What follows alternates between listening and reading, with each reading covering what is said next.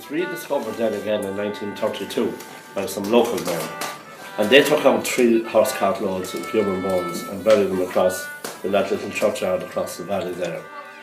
The people that went down there, they'd generally be high up members of the clan or some other clan that would be a threat to the power of the chieftain or the politics.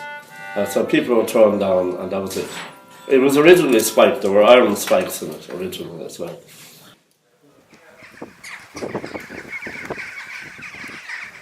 In 1592, the O'Carrolls invited down mercenaries from north of Sligo. They came down here, 29 of them, not to fight but to train them and also to show them or teach them to make better arms. But anyway, when they got them up there, they actually poisoned them all.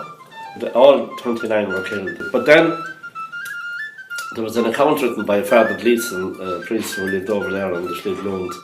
He wrote that they went into a frenzy then and they cut the heads off them all and they kicked them out the top window there and kicked them around the barn like footballs. So that's another reason why it became known as the Bloody Chapel.